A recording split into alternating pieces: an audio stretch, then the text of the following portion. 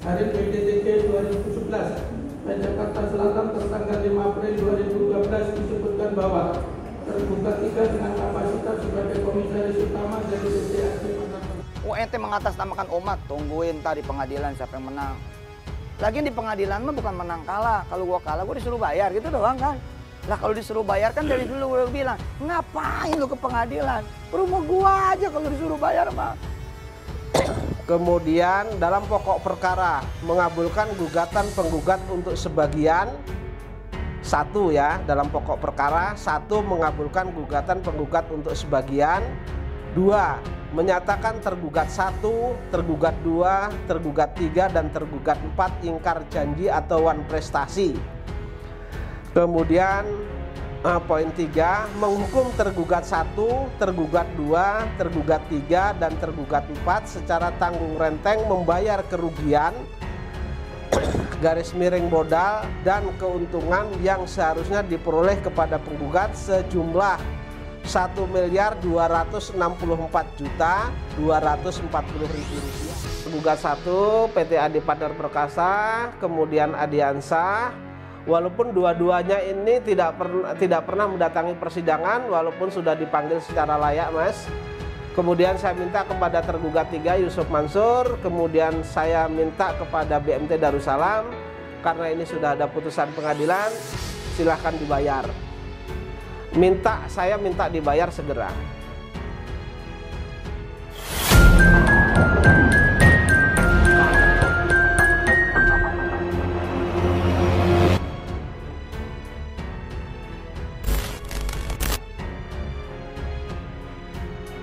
Assalamualaikum Pak Zeni. Waalaikumsalam warahmatullahi wabarakatuh. Baik Pak, kemarin Pak Zeni menyampaikan bahwa akan mengambil selana putusan perkara yang memenangkan Pak Zeni ini Pak. Ini apakah sudah diambil Pak? Alhamdulillah Mas Haji, tadi sudah saya ambil, kurang lebih jam 11 tadi sudah saya ambil. Ini salinan resmi putusannya Mas. Salinan resmi putusannya yang dikeluarkan oleh Pengadilan Negeri Jakarta Selatan dalam perkara nomor 28 garing PDT.G garing 2022 garis miring PN garing miring JKT garis miring SEL. Di dalam perkara tersebut adalah saya Zaini Mustafa selaku penggugat, kemudian PT Adi Partner Perkasa selaku tergugat 1, kemudian Adiansah Direktur Utama PT Adi Partner Perkasa selaku tergugat 2, kemudian Jam'an Nur Khotib Mansur alias Yusuf Mansur alias Haji Yusuf Mansur alias Ustadz Yusuf Mansur alias UYM sebagai tergugat 3. Kemudian Baitul Mal Watanwil Darussalam Madani alias BMT Darussalam Madani itu sebagai tergugat 4. Kemudian Yayasan Program Pembibitan Penghafal Al-Quran Pondok Pesantren Tahfiz Darul Quran itu sebagai turut tergugat Mas. Biar masyarakat tidak rancu apa sih isi putusannya, maka saya bacakan ya Mas Haji ya, secara tegas saya bacakan bahwa isi diktum putusan dari pengadilan negeri tersebut berbunyi seperti ini. Amarnya atau diktumnya berbunyi seperti ini. Mengadili dalam eksepsi menolak eksepsi tergugat 3 dan tergugat 4 untuk seluruhnya. Jadi pengadilan menolak eksepsi kuasa hukum Yusuf Mansur dan kuasa BMT Darussalam. Kemudian dalam pokok perkara mengabulkan gugatan penggugat untuk sebagian. 1 ya, dalam pokok perkara 1 mengabulkan gugatan penggugat untuk sebagian. 2 menyatakan tergugat 1, tergugat 2, tergugat 3, dan tergugat 4 ingkar janji atau wan prestasi. Kemudian poin 3, menghukum tergugat 1, tergugat 2, tergugat 3, dan tergugat 4 secara tanggung renteng membayar kerugian garis miring modal dan keuntungan yang seharusnya diperoleh kepada penggugat sejumlah 1.264.240.000 rupiah. menghukum turut tergugat untuk tunduk dan patuh pada putusan ini. Kelima, menolak gugatan penggugat untuk selain dan selebihnya. 6. Menghukum para tergugat secara tanggung renteng untuk membayar biaya yang timbul dalam perkara ini sebesar Rp9.438.000. Ini diputus oleh Majelis Hakim pada tanggal 13 Juni 2023. Tidak ada yang saya kurangi, tidak ada yang saya lebihin, Mas Haji.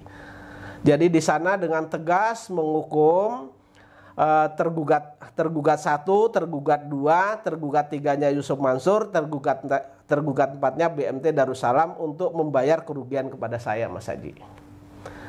Baik, itu bagian dari uang pokok dan keuntungan yang seharusnya saya terima. Begitu. Kalau dalam pertimbangan hukumnya Mas Haji menyatakan bahwa tergugat 1, tergugat 2, tergugat 3, dan tergugat 4 itu ingkar janji atau wan prestasi, Mas, gitu. Baik, Pak Zaini. Saat ini kan pihak dari Yusuf Mansur sendiri tengah menyiapkan upaya banding, Pak. Ya. Dari Pak Zaini sendiri persiapan apa, Pak, yang Pak Zaini siapkan untuk melakukan upaya banding Yusuf Mansur ini, Pak? Jadi begini, saya menunggu relas pemberitahuan banding daripada tergugat 3 Yusuf Mansur ini. Kemudian saya menunggu juga apakah tergugat 3 ini mengajukan memori memori banding. Nanti saya akan membuat kontra memori banding terhadap memori banding yang diajukan oleh pembanding, Mas. Gitu. Untuk BMT sendiri, Pak, kabarnya apakah juga ikut turut melakukan banding, Pak? Selama ini saya belum mendapat kabar. Jadi di dalam putusan ini hanya tidak disebutkan siapa yang banding, hanya disebutkan bahwa perkara ini belum inkrah begitu. Belum punya kekuatan hukum tetap gitu, Mas. Baik, Pak. Pada jalannya persidangan, Pak, Pak Zaini sudah menyampaikan bahwa adanya indikasi tindakan dugaan tindak pidana juga nih, Pak, yang dilakukan oleh pihak BMT ini, Pak. Terkait dengan dugaan pemalsuan dokumen, yakni terkait dengan surat pernyataan penarikan uang investor, Pak, uang investasi Pak Zaini, Pak. Baik, Mas Haji, ini kan sudah keluar putusannya, Mas Haji, berkaitan dengan bukti yang diajukan oleh tergugat 4, yaitu bukti T42 itu adalah surat pernyataan yang saya duga bahwa itu benar tanda tangan saya, tapi bukan tanda tangan basah, tetapi scanan atau fotokopian. Itu nanti yang akan saya buat laporan polisi berkaitan dengan tindak pidana pemalsuan dokumen, Mas. Ini di sini kan sudah jelas apa bukti mereka begitu. Baik, Pak Zaini. Kemudian terkait dengan kemenangan Pak Zaini, respon atau tanggapan dari teman-teman investor sendiri bagaimana, Pak? Siapa ini, Pak? Kalau investor sendiri, investor yang lain dengan sukaria, sukacita, ya bersyukur, mereka ada yang sujud syukur dan lain sebagainya. Kemudian mereka juga menyampaikan kepada saya, mereka akan mengikuti langkah saya, kapan ini bisa dilaksanakan begitu. Jadi mereka menanyakan dan menyerahkan kepada saya. Baik. Gitu. Untuk saat ini mungkin Pak Zaini mempersiapkan untuk melawan upaya banding dari pihak Yusuf Mansur ya, Pak, ya? Iya, betul. Baik, Pak.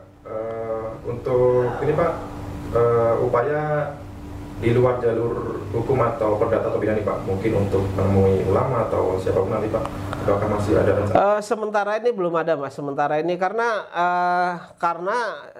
pada saat perkara ini sedang bergulir, saya itu mencoba menemui MUI misalnya, terus kemudian mencoba menemui ada 2 ulama di Jakarta ini, kemudian ada mencoba juga ulama di luar kota. Menurut saya tanggapannya kurang positif lah dan kurang mendukung, Mas. Baik. Itu. Baik, Pak, perintah ganti rugi untuk Pak Zaini dari putusan pengadilan ini kan lumayan cukup besar, Pak, 1,2 miliar lebih, Pak. Iya. Ini bisa dijelaskan ke masyarakat nanti jikalau memang ada pembayaran dari pihak mereka, Pak, para tergugat ini, Pak, akan digunakan untuk apa saja nih, Pak? Jadi posisinya yang jelas ketika ini nanti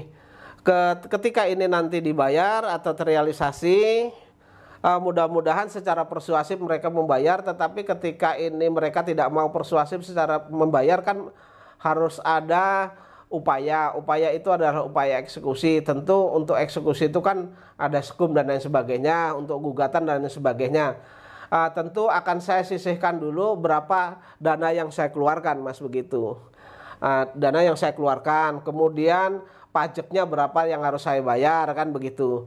Setelah itu karena ini kan tidak mencapai triliunan, sehingga juga nanti teman-teman yang mendukung saya ya akan saya bagi secara inilah, secara keadilan lah. Artinya berapa mereka, jasa mereka apa, itu tetap akan saya bagi, Mas. Ya, Pak. Gitu.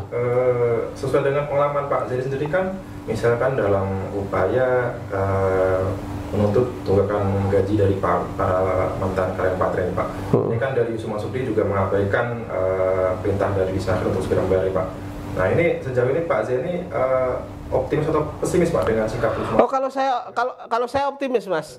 Karena ini kan putusan pengadilan, apalagi Yusuf Mansur saat ini banding. Tentu nanti saya akan meminta, karena di tingkat pertama ini tingkat pengadilan negeri tidak dikabulkan permohonan sita jaminan saya, tentu akan saya minta pada tingkat pengadilan tinggi. Mudah-mudahan pengadilan tinggi nanti mengabulkan permohonan sita jaminan, begitu. Baik.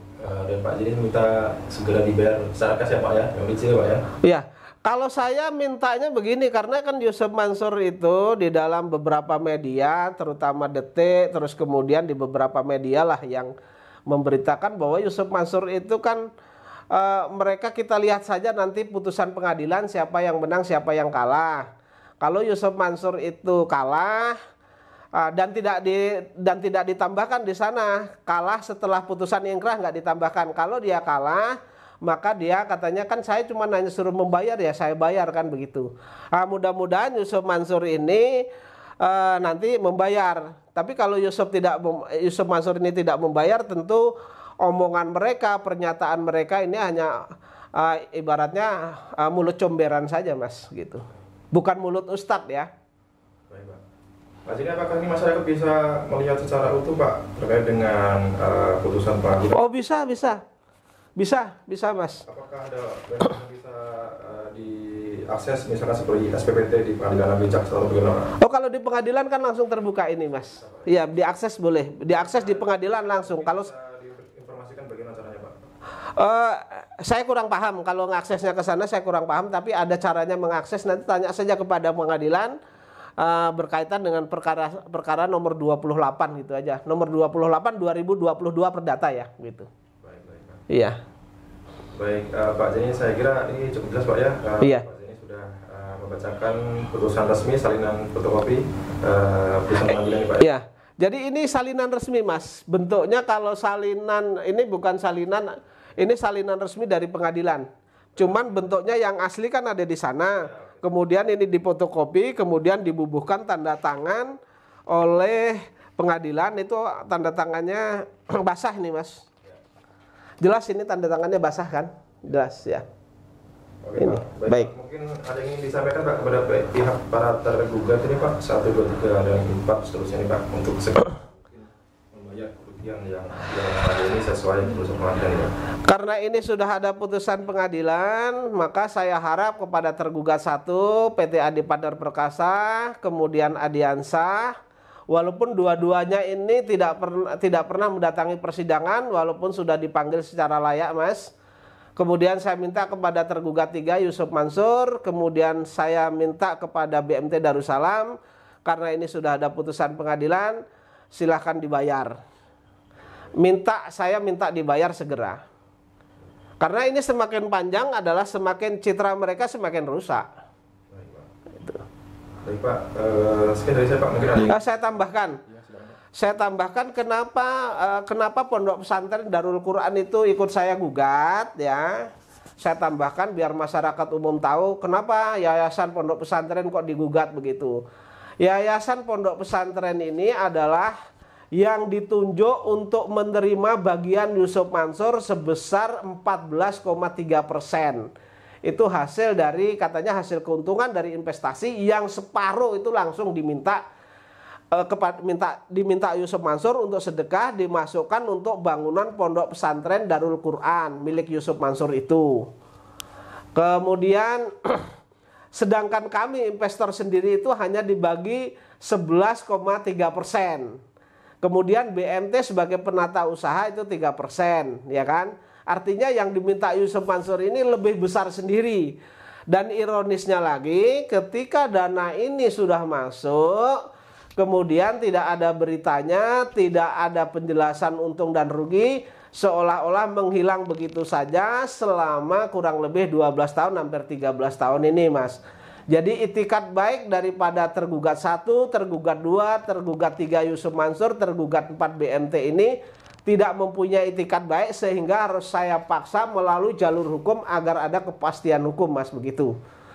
Ironisnya kalau memang dana itu yang keluar dari investor itu sebesar dahulunya 55 miliar yang belum dikembalikan tuh 45 miliar masuk pondok pesantren untuk membuat pondok pesantren Yusuf Mansur ini, artinya uang yang digunakan untuk pembangunan pondok itu hasil tipu-tipu atau nilep uangnya investor, begitu.